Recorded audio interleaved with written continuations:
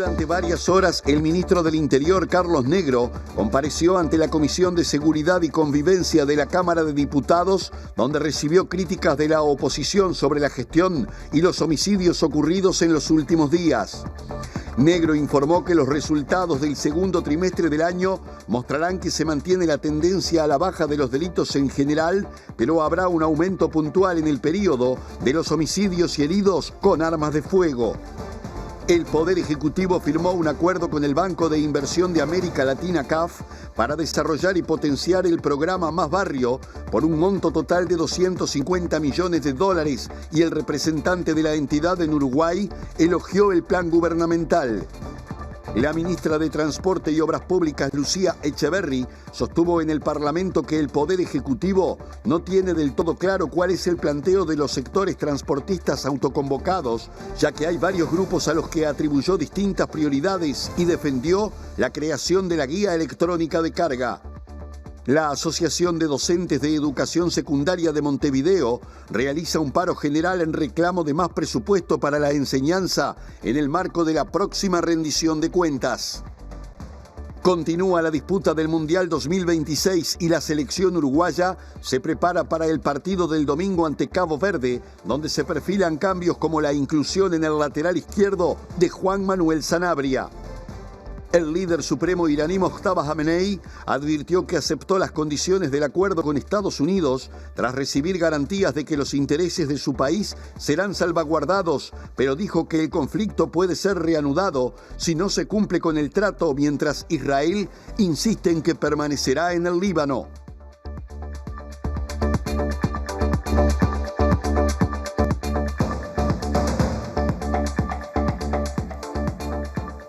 Buenas noches, les damos la bienvenida a la edición central de Info Capital. ¿Cómo estás, Martín? ¿Cómo andas, Natalia? ¿Todo bien? Todo bien. Me alegro mucho. Bienvenidos, bienvenidas. Tenemos una hora de información por delante. Y empezamos saliendo del estudio. Le damos la bienvenida a Sofía Adri, que está en el Parlamento. Hoy compareció el ministro del Interior. Hay novedades por allí. Sofía, adelante.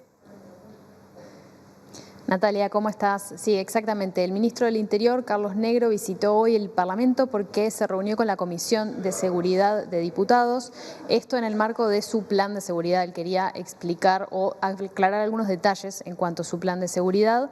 Y bueno, en este sentido, adelantó algunos datos. Por ejemplo, dijo que los datos de homicidios del último trimestre aumentaron, aunque aclaró que en el global de los delitos están a la baja. Vemos ahora lo que decía en conferencia de prensa.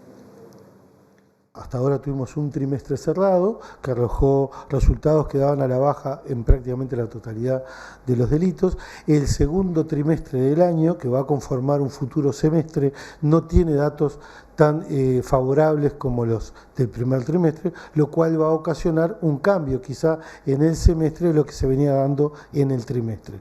Podemos evaluar a esta altura, faltando algunos días aún para el cierre, lo que nos impide dar las cifras que vamos a dar, por supuesto, cuando cierre el semestre. Podemos adelantar, y así lo hicimos en el recinto, y así lo hacemos ahora, que en materia de homicidios y heridos de arma de fuego va a haber una leve suba con respecto al año anterior. Y también podemos decir que en el total de los delitos la tendencia va a seguir siendo a la baja.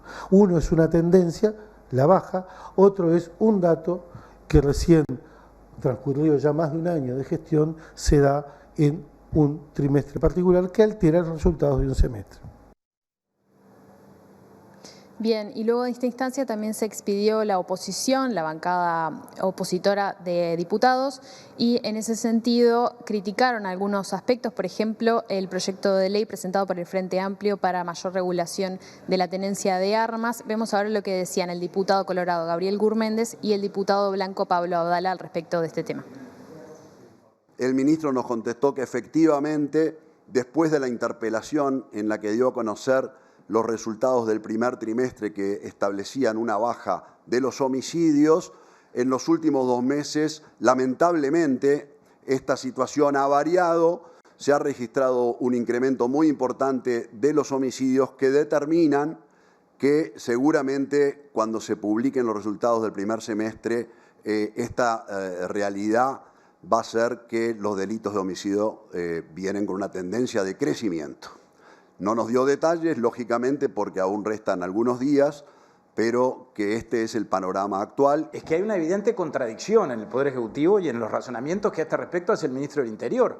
Con relación a este tema y a este proyecto que presentaron el día de ayer, claramente se contradicen, porque el proyecto, por lo que pudimos ver, que es un puñado de 10 artículos, estas modificaciones que tanta expectativa habían generado, hace 15 meses que están hablando de introducir modificaciones al régimen de tenencia de armas, lo que hacen es modificar la tipología de los delitos que ya están vigentes, entre otras cosas para agregar a las chumberas, entre las armas que en todo caso puede ser perseguible que se utilicen en forma ilegítima, y después aumenta la dosimetría de las penas, aumenta las penas de los delitos. Entonces, si el ministro cree que con esa fórmula que tanto ha cuestionado para todo lo demás va a solucionar el tema de las armas o la tenencia ilegítima, bueno, no logró explicar hoy de qué manera un criterio vale para una cosa, pero no vale para todas las demás. Bien, y por último también escucharemos lo que decía el diputado cabildante Álvaro Perrone a propósito de 3 temas claves: la tenencia de armas, este tema que comentaban los otros diputados, migrantes y el tema de los asesinatos que vienen en aumento. Escuchamos lo que decía. Bueno, que esté toda la oposición sentada en esta mesa que integra la Comisión de Seguridad, da a las claras que tenemos que trabajar en conjunto en el principal tema que tenemos todo, que es la inseguridad del país. Llegamos con 3 planteos y preocupaciones. Una, la política de desarme, en el cual un planteo en concreto en cuanto a que al Ministerio del Interior planea solicitarle que los militares retirados pasen a registrar sus armas por el Ministerio del Interior. Nosotros entendemos que no hay ningún tipo de indicio en que las armas que tienen los militares retirados terminen en manos de la delincuencia. Nos opusimos a eso. Por suerte el Ministerio del Interior nos da a entender que va a revisar ese artículo. La preocupación por el aumento de homicidios en el departamento de Canelones. Preguntamos si el Ministerio del Interior tenía pensado llevar adelante algún tipo de cambio. Todas las respuestas van a ser enviadas por escrito si se comprometieron.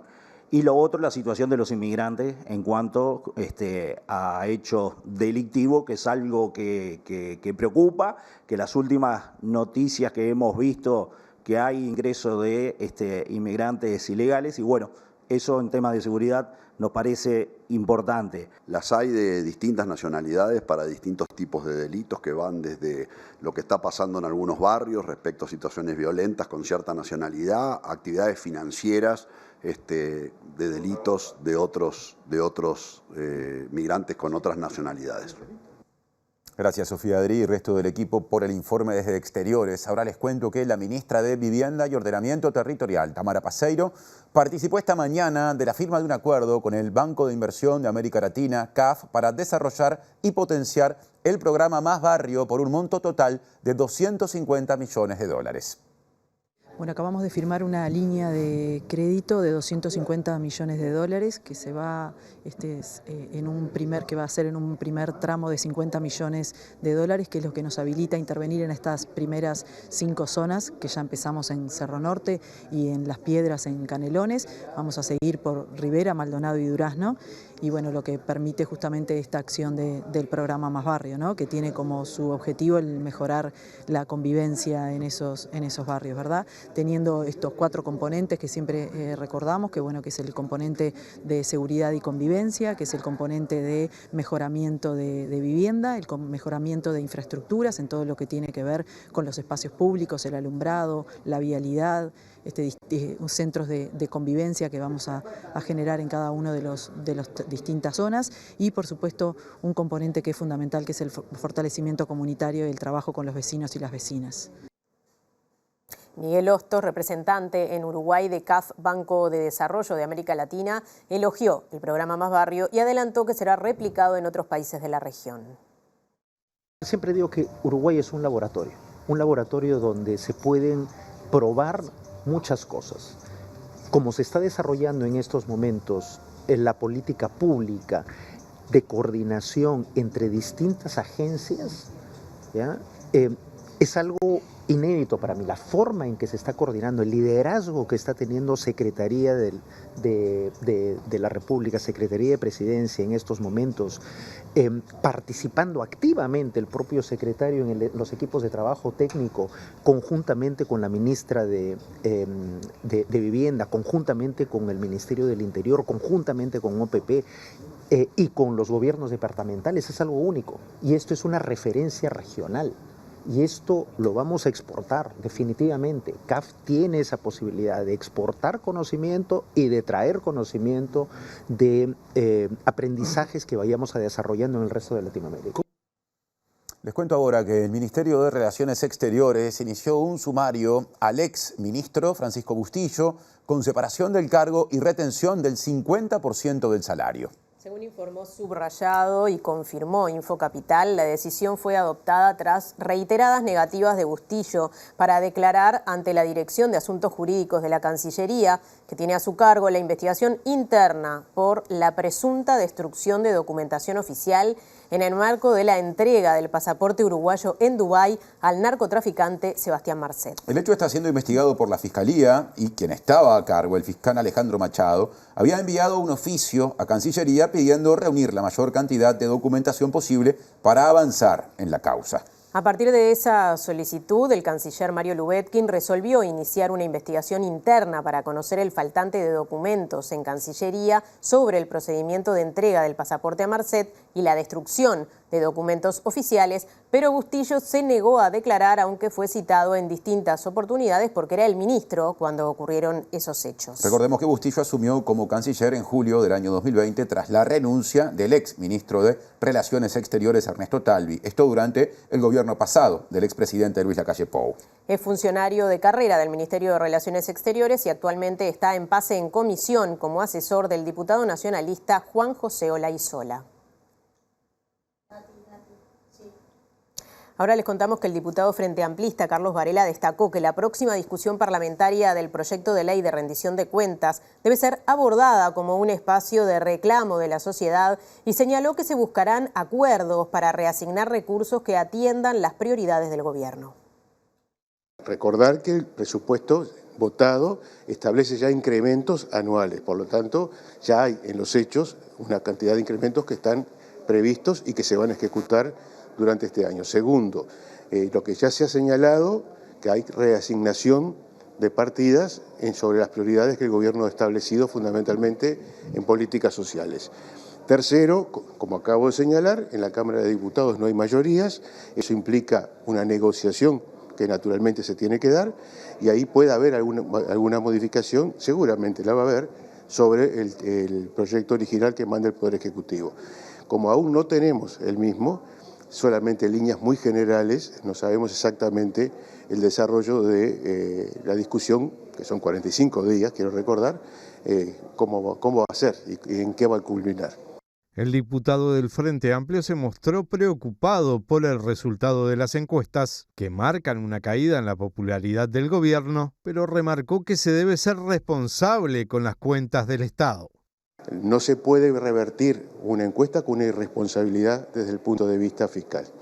Así que vamos a ser muy cuidadosos con respecto a las cuentas del Estado y seguramente la encuesta final, que es la que realmente importa, es la del 2029. Y a ella llegaremos si tenemos un equilibrio en las cuentas, si la gente se siente que están viviendo mejor, si hemos logrado mejorar desde el punto de vista de las políticas sociales, si hay mejor empleo, si hay mejores sueldos. Eso es lo que realmente importa y no la circunstancia. Otro asunto, la ministra de Transporte y Obras Públicas, Lucía Echeverri, sostuvo en el Parlamento que el Poder Ejecutivo no tiene del todo claro cuál es el planteo de los sectores transportistas autoconvocados, ya que hay varios grupos a los que atribuyó distintas prioridades y defendió además la creación de la guía electrónica de carga como un elemento ordenador y garantista. No es una información que esté suficientemente clara. Yo creo que lo que ha evidenciado la guía, y nos lo planteaban ahora los senadores, si hacemos acuerdo, es que fue la punta del iceberg que habilitó de alguna manera a otro tipo de problemas donde la guía no interfiere o donde la guía no los crea, sino que tiene que ver con aspectos, insisto, estructurales, que tienen que ver con las formas de remuneración, que tienen que ver con las condiciones laborales, que tienen que ver con el relacionamiento entre sectores privados que tienen diferencias y que el Estado, en este caso, nos los han planteado además los propios representantes de los autoconvocados de distintos departamentos pretenden y quieren que el Estado ayude a generar una mesa de intercambio. Si politizar es que se empiece a tomar posturas, se involucren en el tema, me parece bienvenido. Ahora, si eso es a los efectos de aventar otro tipo de intereses de mediano, de corto plazo, yo creo que justamente colabora poco, ¿no? Y para eso hay que tener la información. Recuerden ustedes que nosotros venimos reuniéndonos en forma presencial con distintos representantes de los autoconvocados, pero además que tienen planteos diferentes.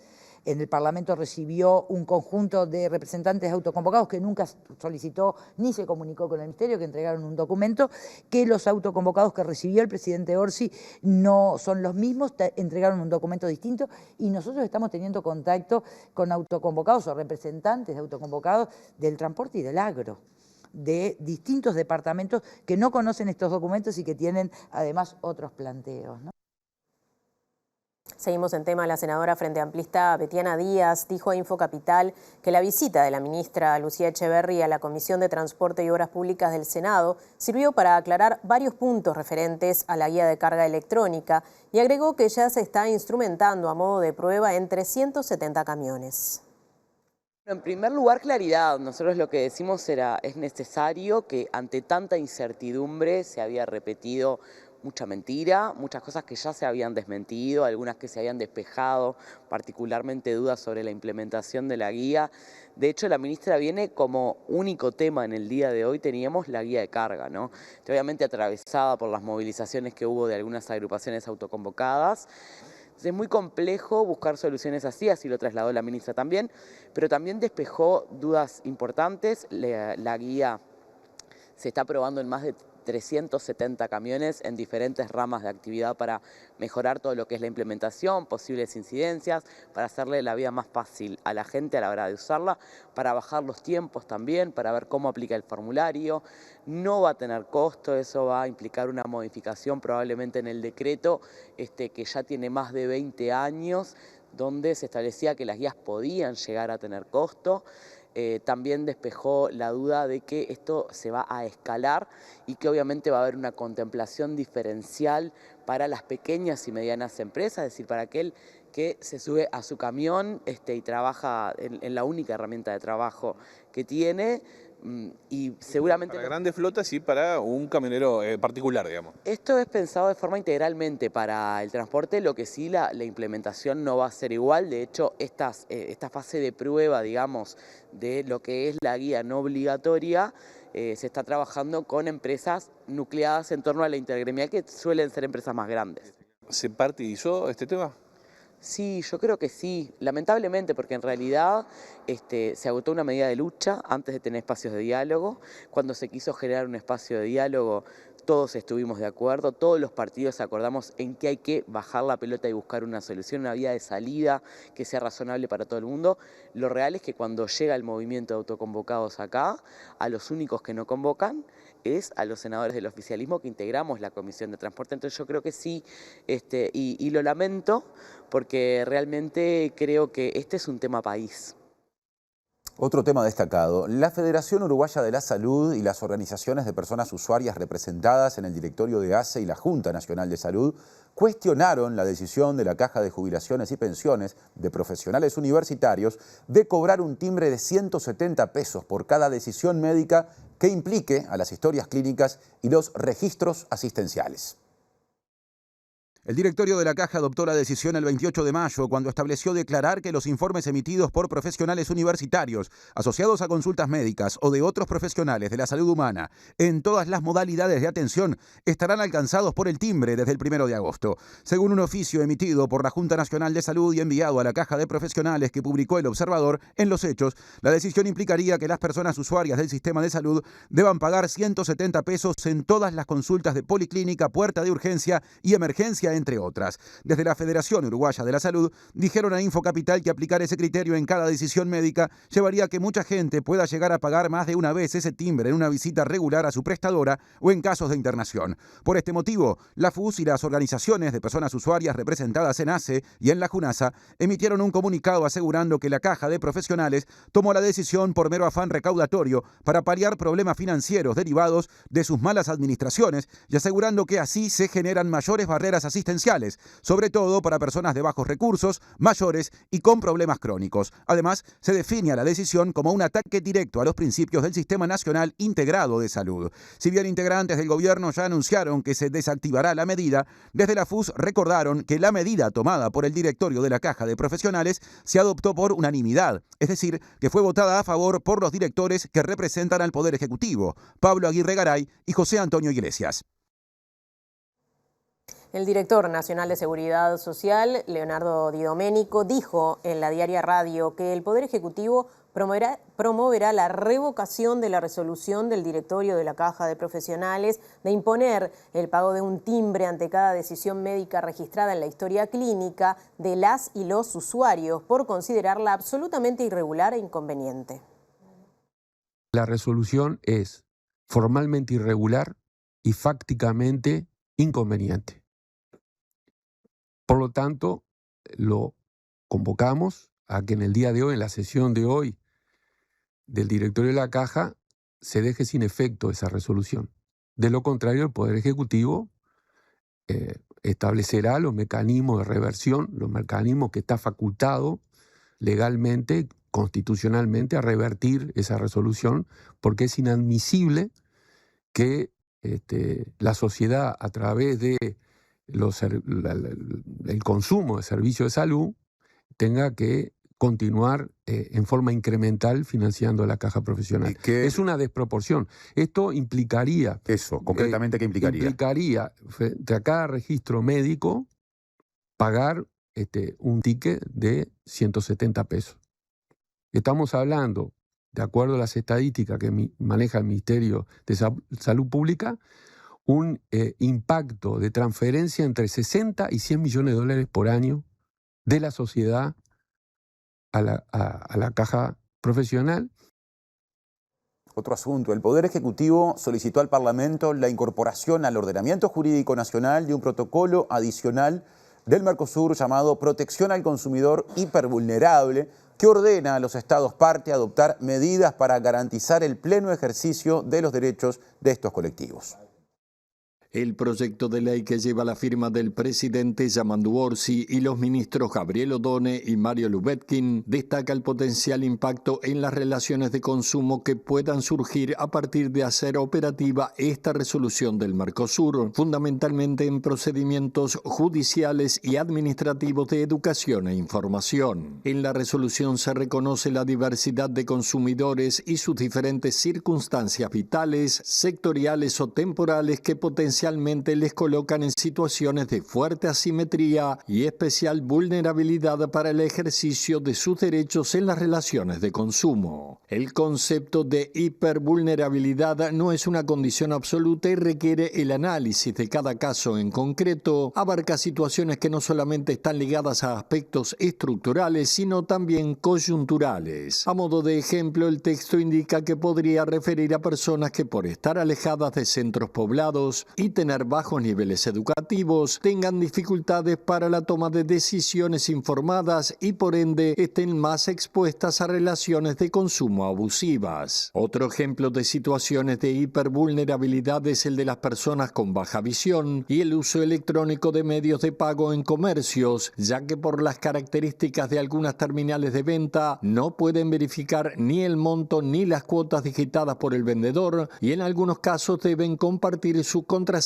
cuando involucra pantallas digitales. El propósito último de la inclusión de esta categoría es facilitar a los proveedores a realizar un trato diferenciado en el suministro de bienes y asimismo el diseño de políticas públicas que favorezcan prácticas sostenibles a nivel social y económico, promoviendo en primer término la educación y el fortalecimiento de los grupos de consumidores que puedan encontrarse en situación de hipervulnerabilidad.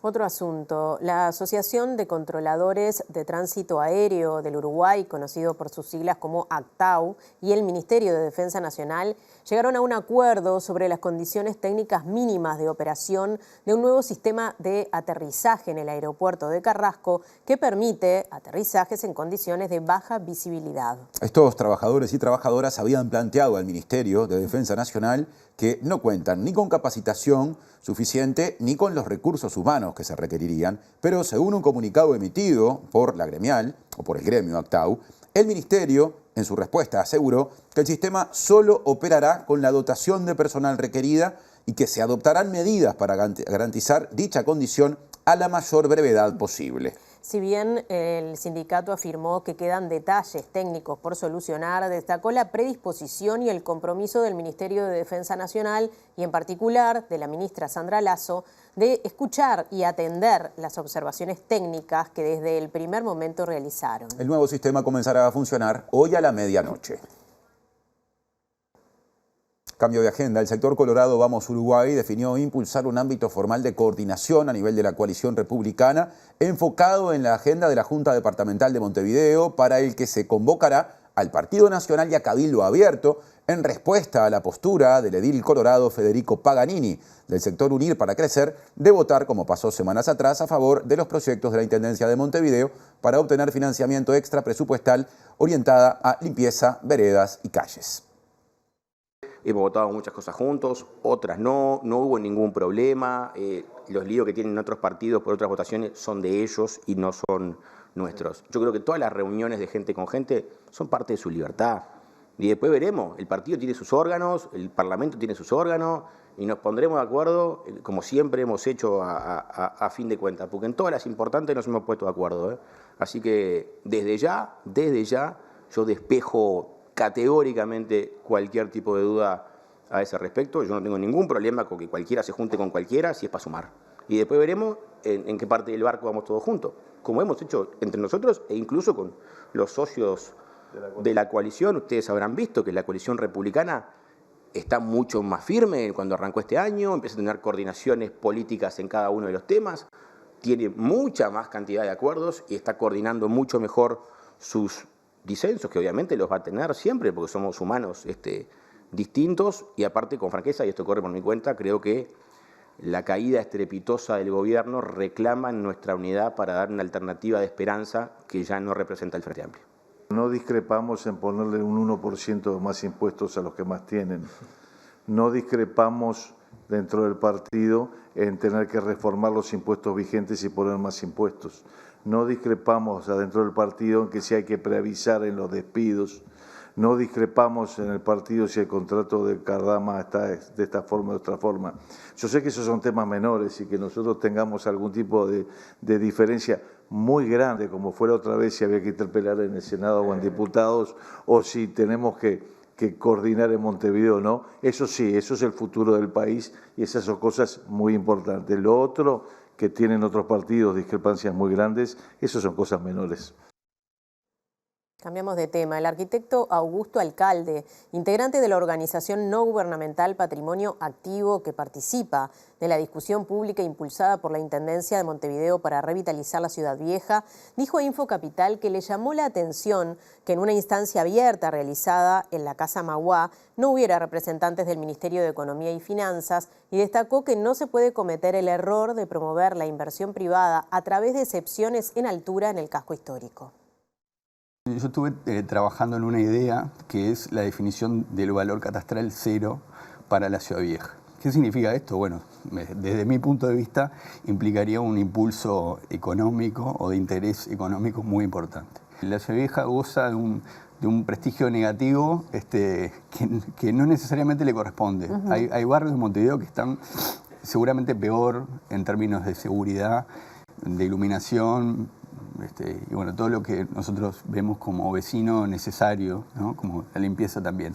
Alcalde subrayó que se necesitan medidas urgentes para revitalizar la Ciudad Vieja a fin de promover inversiones, respetando el valor patrimonial, así como habilitar líneas de crédito con tasas diferenciales.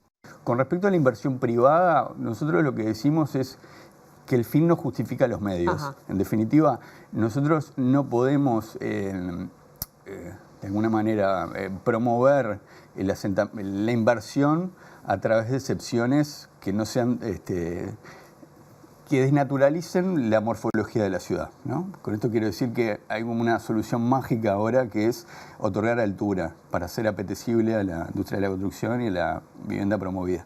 Entendemos que la Ciudad Vieja precisa otro tipo de cosas y pensar la densidad a partir de la infraestructura ya construida, no necesariamente construir más. Temas vinculados, aunque saliendo en este caso de Montevideo, vecinos y vecinas de Marindia reclamaron el cese del trámite de fraccionamiento para construir un barrio privado que prevé la creación de 73 chacras para viviendas de uso habitacional y que afectará la Laguna del Cisne, que es la única laguna natural del departamento de Canelones. Esta semana, un grupo de vecinos y vecinas de Canelones se reunió con la Comisión de Ambiente del Senado para pedir que se detenga la proyección de un desarrollo inmobiliario en la Laguna del Cisne. El principal reclamo de quienes se oponen al proyecto gira en torno al agua de la laguna, que hoy es una fuente potable utilizada por OCE. Desde el Ministerio de Ambiente se intimó al propietario del terreno, Pablo Videgain, a obtener las habilitaciones ambientales correspondientes. Si bien la Intendencia Canaria insiste en que se trata de un fraccionamiento de suelo rural en padrones rurales, las y los vecinos de la zona aseguran que el proyecto es para la construcción de un barrio privado. Desde la comuna afirmaron que la propuesta ya fue habilitada por Catastro y están en trámite los criterios generales de construcción. Se está trabajando conjuntamente con el Gobierno Nacional. Hoy tienen pendiente una autorización por parte del Ministerio de Ambiente. Vamos a ver qué es lo que determina el Gobierno Nacional. Catastro aprobó el fraccionamiento. Desde el punto de vista del Gobierno departamental no hay observaciones, hay que esperar las resultancias en definitiva del Gobierno Nacional. La Asociación de Docentes de Educación Secundaria de Montevideo realiza un paro general en reclamo de más presupuesto para la enseñanza en el marco de la próxima rendición de cuentas. Esta asamblea es el corolario, digamos, de una serie de movilizaciones, de paros zonales de 24 horas con ocupaciones de diferentes liceos por zonas, y hoy nos reunimos, porque paramos todo Montevideo, nos reunimos acá en la asamblea para evaluar cómo seguimos. Tenemos la espada de Damocles de la rendición de cuentas que se entrega el 30 de junio en el Parlamento y por eso queremos que aumente el presupuesto de la educación. Desde el Ministerio de Educación y Cultura ya han adelantado que no se les daría ese 6+1.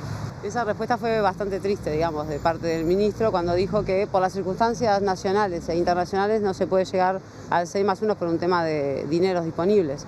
Pero nosotros siempre estamos apelando a que se pueda alcanzar ese 6+1 quizá hacia el final del gobierno. El primer pedido es sobre infraestructura, no solamente para reparar situaciones graves de infraestructura, edilicias con respecto a la eléctrica de algunos liceos, también construcción de aulas nuevas, porque a veces tenemos grupos superpoblados, pero no tenemos los salones en los liceos para poder dividirlos, y construcción de liceos nuevos, por ejemplo, en La Teja, en Colón, en el eje de Beloni y también en algunas ciudades del interior como Maldonado, Colonia, que precisan nuevos liceos. Les contamos que la Asociación de Conductores Uruguayos de Aplicaciones, conocida como ACUA, denunció ante la Fiscalía la existencia de cerca de 800 autos que trabajan en forma ilegal para Uber y Cabify y de cerca de 2.000 personas, conductoras, choferes, que se han registrado de forma indebida. Pudimos, con toda esa documentación, pudimos hacer la denuncia en Fiscalía y ahora la denuncia está en marcha, la investigación, y ha aumentado las pruebas para que el fiscal pueda actuar, ¿no? Se abrió una caja de Pandora. ¿Cuántos casos hay registrados o por lo menos tienen en cuenta ustedes? Más o menos por la cantidad de vehículos son como 800, porque para que sea visible tiene que haber un número importante, para que se sienta en el... digamos, en el realizar los viajes, la disminución de los mismos, tiene que haber un número que afecta. Pero esto, lo más anecdótico de todo esto, que afecta a las dos, porque afecta al taxi y nos afecta a nosotros, porque la sociedad es la misma, Montevideo es único. Entonces no hay un Montevideo para los truchos y un Montevideo para los legales. Entonces yo creo que de parte de la patronal ha sido un perfil muy bajo, demasiado, creo que no ha colaborado con esto de la denuncia, que es importante. Y bueno, y los afectados somos todos los que pagamos.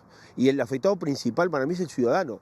Hoy, ¿se sube en un auto legal o se sube en un auto ilegal? Eso te iba a preguntar, ¿qué pasa con los usuarios? ¿Hay algún tipo de riesgo para el usuario? Y lógico, con un auto que no está registrado en la Intendencia es un auto que no está habilitado. Si no está habilitado no tiene seguro habilitante.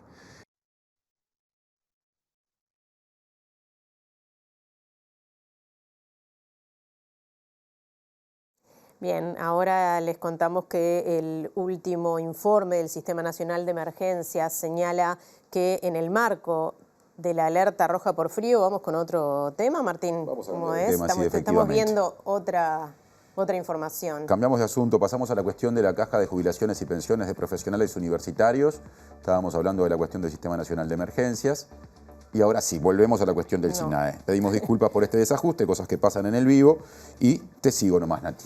Bien, bueno, entonces ahora sí, vamos con el informe del Sistema Nacional de Emergencias, que señala que en el marco de la alerta roja por frío extremo para personas en situación de calle, este miércoles 17 de junio se brindó asistencia a 3.784 personas, 2.627 en Montevideo y 1.157 en el interior del país. Hubo una detención por desacato, 33 atenciones médicas y 2 derivaciones a centros de salud. Desde el inicio de la alerta hay un total de 145.822 plazas ocupadas, 123.454 en refugios MIDES y 22.368 en centros de evacuación. Recordemos que para dar avisos sobre personas a la intemperie en Montevideo, la población puede llamar al 0800 3650 o comunicarse vía WhatsApp al 091-365-000. Para dar avisos sobre personas a la intemperie en el interior del país o sobre casos de emergencia se debe llamar al 911. En caso de que haya personas que requieran atención médica, se debe llamar al SAME a través de la línea 105 y en caso de que haya niños, niñas y adolescentes en situación de calle,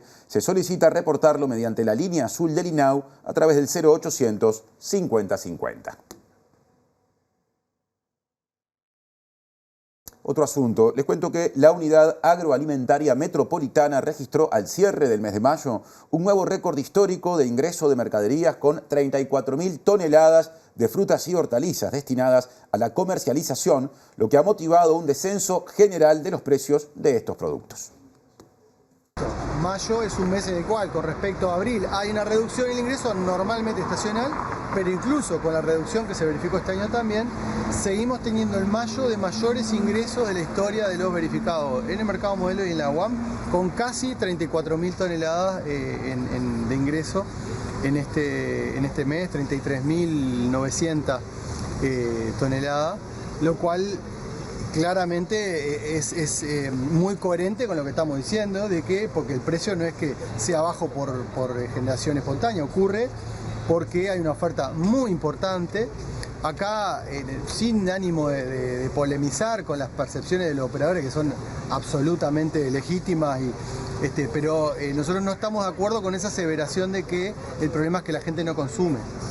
El tema no está en el consumo, el tema está en la producción, que hay mucha producción, mucha oferta y un mercado que sí, tal vez no ha ido aumentando el consumo por parte de la población de la manera que debería si uno piensa en el otro concepto que siempre comentamos, que tiene que ver con lo que la población uruguaya debería comer de fruta y verdura para alimentarse bien. Que si este concepto que a veces uno tiene miedo de cansar un poco, pero está bueno recordarlo. Sí, la recomendación mínima de ingesta de fruta y hortaliza para las personas es de 400 gramos por persona por día, y acá en Uruguay estamos ahí alrededor de 300 con suerte. Hay una oportunidad de aumentar un 25% del consumo de fruta y verdura y todavía recién ahí habiendo alcanzado el mínimo recomendado, o sea, porque además la bibliografía científica habla de que ese mínimo justamente es un mínimo. ¿Por qué? Porque si seguís comiendo más que eso, mejor todavía el impacto en la salud de la población. Y viajamos hacia México, es una forma de decirlo, el que está allá, claro, quien pudiera, el que pudo es Juan Pablo Romero, que está trabajando, entre otras cosas, para Infocapital. Juan Pablo, bienvenido, te seguimos con mucha atención. ¿Qué novedades hay en el Mundial y con respecto a Uruguay? Bueno, Martín, Natalia, a todos los televidentes, un placer estar esta tarde con ustedes. Bueno, son bienvenidos acá si se quieren venir. Hay lugar en el hospedaje donde estoy quedando, con gusto los recibo. En relación al Mundial, bueno, hay que decir lo que tiene que ver con los últimos resultados. Por ejemplo, lo que fue la goleada hace pocos minutos de Suiza 4-1 contra la selección de Bosnia. Además, también empate 1-1 entre República Checa y Sudáfrica en el primer partido de la jornada de hoy, en el primer partido de este jueves. Esta noche bueno, va a estar jugando México nuevamente contra Corea del Sur, y hay que decir que en estos momentos está jugando la selección de Canadá contra Qatar. En ese sentido, los últimos resultados con este Mundial 2026, en una jornada donde en estos momentos se está desarrollando lo que tiene que ver con el entrenamiento de la selección uruguaya, entrenamiento a puertas cerradas, donde Marcelo Bielsa está definiendo el equipo que va a parar el próximo domingo contra la selección de Cabo Verde. Nuevamente el partido va a la hora 19 de Uruguay, en el Hard Rock Stadium, el mismo escenario donde la Celeste debutó y empató 1-1 contra Arabia Saudita. Todo hace indicar, como venimos manejando en las últimas salidas, de que finalmente se van a meter en el equipo tanto Juan Manuel Sarabria, el lateral izquierdo, como Agustín Canovio como extremo por derecha, regresando Federico Valverde al sector de la mitad de la cancha como un interior por el sector derecho, teniendo en cuenta todo lo bueno que hizo la selección en ese segundo tiempo. Muchísimo calor nuevamente, ha sido la constante de estos días, y mucha tranquilidad acá en Playa del Carmen. Creo que Uruguay ha encontrado acá en este búnker, en esta concentración, en el Hotel Fairmont Payacobá, ha encontrado lo que quería Marcelo Bielsa, mucha tranquilidad, con un régimen especial para las familias. Por ejemplo, ayer por la tarde, después de lo que fue el entrenamiento por la mañana, las familias que se encuentran acá en México han podido justamente visitar bueno, a sus parejas, a sus hijos, a sus hermanos. No son todas bueno, los familiares que están acá en México, sino que muchos se quedaron en Miami, otros obviamente están aprovechando también para disfrutar de unas vacaciones entre partido y partido. Recordar además que el tercer partido de la Celeste será el 26 contra la selección española en Guadalajara, y que después de ese partido, pase lo que pase, la selección va a estar regresando y va a ser base acá. Esperemos que sea para planificar un nuevo viaje en lo que tenga que ver con los 16avos de final, pero ya está confirmado que una vez que Uruguay termine su participación en la fase de grupos después de ese partido en Guadalajara, va a regresar acá a Playa del Carmen y bueno, ahí tomará decisiones. Como decía, esperemos que sea bueno, en la próxima instancia de lo que tiene que ver con este Mundial 2026. Presenta Antel. Viví la copa sin consumir tus datos. Bueno, tiempo de salir de los estudios, luego, por supuesto, el agradecimiento a Juan Pablo Romero, pero para volver a la agenda uruguaya. Exacto, le damos paso a Mariana Abreu, que está en la Intendencia de Montevideo. Presentación de un libro, Mariana. ¿Cómo andan, compañeros? Presentación de la reedición de un libro, habla Julio, del escritor y periodista Pablo Cohen, un libro sobre conversaciones y consideraciones del expresidente Julio María Sanguinetti, en el que habla de diversos temas: inteligencia artificial, pasado reciente, contexto internacional. Vinieron a esta presentación, por supuesto, dirigentes del Partido Colorado, como Andrés Ojeda, Robert Silva, Tabaré Viera, pero también la ex vicepresidenta Lucía Topolansky, entre otras personalidades. Nosotros le consultamos a Sanguinetti sobre su visión sobre el actual gobierno y él nos contaba que él lo mira como una encrucijada que tiene que sortear la administración de Orsi en relación a la próxima rendición de cuentas, la posibilidad de aumentar o no el gasto público y también el contexto global. Lo escuchamos. Las evaluaciones que hacen las encuestas, que son evaluaciones de opinión, yo creo que el gobierno hoy está en una encrucijada muy importante, porque tiene, por un lado, la rendición de cuentas, por otro lado tiene la resultancia del diálogo social, y creo que el gobierno tiene que asumir claramente, y el partido de gobierno tiene que asumir claramente, que llevamos ya varios años acumulando 3-4 mil millones de dólares de déficit, que este año vamos a acumular casi 4 mil millones de dólares de déficit de nuevo, y que no hay mayor margen para seguir imaginando gastos o para bajar a 60 años la edad.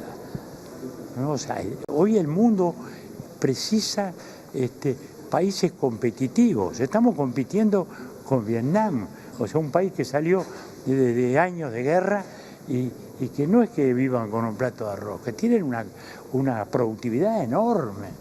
Entonces nosotros preservar nomás nuestro sistema de seguridad social, no digo ya agregarle, preservarlo nomás ya es algo extraordinario. Es lo mismo que en grande le pasa a Europa, porque Europa hoy no marca el ritmo, porque no tiene ejército y porque su competitividad no le es suficiente frente al Oriente. Entonces, ahí es donde está la encrucijada que tiene hoy el gobierno. Puede salir muy bien o puede salir muy mal. Si responde a todos estos clamores de desbalancear aún más el presupuesto, el país va a salir mal. Si actúa con contención y con seriedad, faltan 3 años y medio, ¿no? Seguro, recién el gobierno se puede decir que empezó, apenas pasó 1 año. De a rato parece que ya pasó mucho más tiempo y que el tiempo está pasando lento porque no ocurren cosas dramáticas que mucha gente le está reclamando desde el ángulo de la izquierda. Presenta Mercado Agrícola de Montevideo, en el corazón de un barrio donde late la ciudad. Mercado de Historias. Mercado de Historia.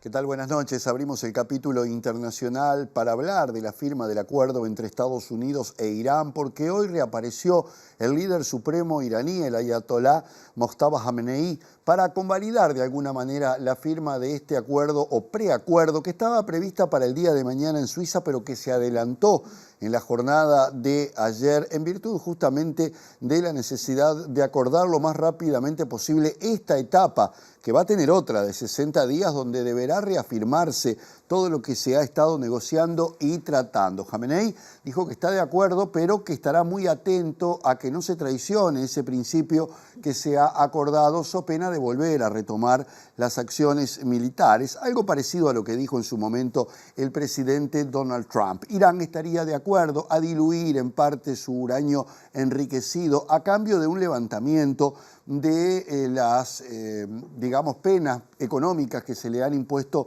a Irán. Pero hay otro tema que sigue estando allí bastante en duda, tiene que ver con la retirada israelí del Líbano, porque hoy el primer ministro israelí Benjamín Netanyahu confirmó que su país va a permanecer en el Líbano hasta tanto tenga la certeza de seguridad sobre el norte de Israel. El líder supremo de Irán, el ayatolá Mojtaba Khamenei, rompió su silencio sobre el memorando de entendimiento con Washington y señaló que lo aceptó tras recibir garantías de altos funcionarios de su país con respecto a que los derechos de la República Islámica y del Frente de Resistencia serán salvaguardados. Sin embargo, el líder iraní indicó que en caso de que Washington se muestre demasiado exigente en la nueva fase de negociaciones, no aceptará ningún acuerdo, poco antes de que el presidente de Estados Unidos, J.D. Vance, defendiera el pacto y declarara que el levantamiento de sanciones a Teherán será temporal y podrá ser reanudado si su gobierno no cumple con el trato. Los presidentes de Estados Unidos e Irán firmaron este miércoles el acuerdo para poner fin a la guerra en Oriente Medio, mediante el cual Teherán se compromete a diluir su uranio enriquecido a cambio del levantamiento de las sanciones en su contra, entre otras condiciones contenidas en un preacuerdo de 14 puntos que deberá ser refrendado y ampliado en los próximos 60 días para su rúbrica final. Tras la firma del acuerdo que fue suscrito por el presidente Donald Trump este miércoles durante una cena con su homólogo francés Emmanuel Macron en el Palacio de Versalles, el estrecho de Hormuz fue reabierto al instante y el bloqueo estadounidense de los puertos iraníes será levantado de inmediato, indicó el primer ministro de Pakistán, Shehbaz Sharif, que ha actuado como mediador. Sin embargo, contraviniendo una de las condiciones, el primer ministro de Israel, Benjamín Netanyahu, aseguró este jueves que el ejército israelí mantendrá la zona de seguridad en los territorios ocupados del sur del Líbano, de los que su país no se retirará mientras las necesidades de seguridad así lo exijan, en referencia a un perímetro que invade desde el 2 de marzo con una profundidad de hasta unos 10 kilómetros dentro del territorio libanés. Y volvemos a hablar de la familia Bolsonaro, esta vez no de la condena que se le ha impuesto a Eduardo Bolsonaro por sus acciones junto a Estados Unidos contra el gobierno de Lula da Silva, sino de Flavio Bolsonaro, esta vez no nos confundimos como el presidente Trump, que es el candidato a las elecciones en Brasil para competir justamente con Lula da Silva. En una conferencia en San Pablo, Flavio Bolsonaro dio algunas líneas de lo que sería su política de seguridad con respecto a Brasil. Brasil. Y allí prometió varias cosas en caso de ser electo presidente: militarizar las fronteras de su país, generar cárceles iguales a las que ha hecho el presidente salvadoreño Nayib Bukele y también considerar a los grupos narcotraficantes brasileños como narcoterroristas, entre otras consideraciones que dio a conocer, como por ejemplo la castración química para los violadores. Durante una exposición en un teatro de la avenida Faría Lima, el principal centro financiero y corporativo de San Pablo, el candidato presidencial Flavio Bolsonaro presentó el Plan Brasil Sin Miedo, un conjunto de 12 medidas contra el crimen que promete poner en práctica apenas asuma el poder, acompañado por el ex juez del caso Lava Jato y actual senador Sergio Moro y el ex secretario de Seguridad del Estado de Sao Paulo, Guilherme Derrite. Bolsonaro dijo que el anuncio es una pésima noticia para las bandas de narcotraficantes Primeiro Comando da Capital y el Comando Vermelho, y además para el Partido de los Trabajadores, formación política del presidente Lula da Silva, al que definió como cobarde, incompetente o cómplice del crimen organizado. El candidato de la ultraderecha adelantó que su gobierno va a por lo menos duplicar las inversiones federales en seguridad pública con respecto a la administración actual y, como primera medida, dijo que las organizaciones criminales serán declaradas oficialmente organizaciones narcoterroristas a nivel nacional, en línea con el gobierno de Estados Unidos. Flavio Bolsonaro afirmó que bajo su gestión construirá 5 nuevos centros penitenciarios de máxima seguridad, teniendo como base el modelo adoptado por El Salvador, que transformarán la prisión en un lugar de castigo y no de resocialización, y anunció además que creará el Sistema Nacional de Fronteras, una fuerza de seguridad fronteriza conformada por el Ejército, la Marina y la Fuerza Aérea brasileña y equipada con tecnología de punta y armamento de guerra, para levantar un paredón tecnológico y físico en los límites internacionales del país para desorganizar la entrada de armas y drogas que alimentan el engranaje del narcotráfico internacional. Presentó Mercado Agrícola de Montevideo, en el corazón de un barrio donde late la ciudad. Mercado de Historias. Mercado de Historia.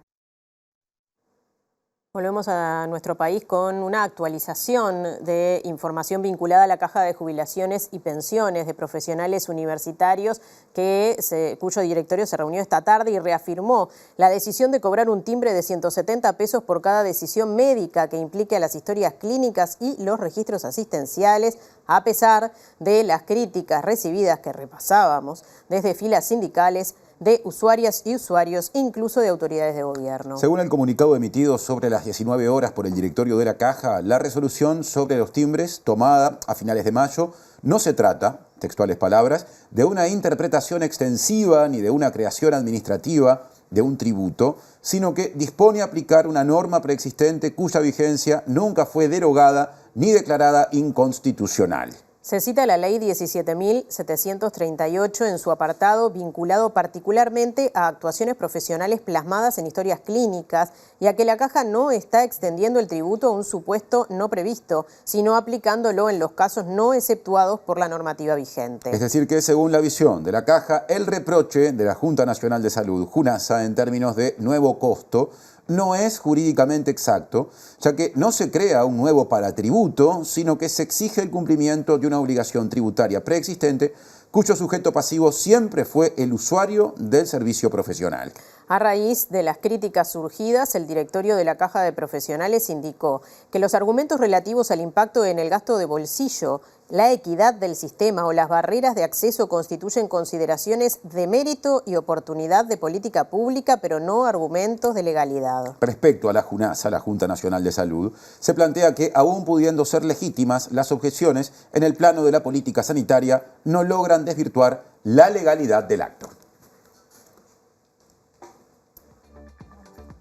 Vamos a una pequeña tanda, Martín. Ya venimos, no se vayan.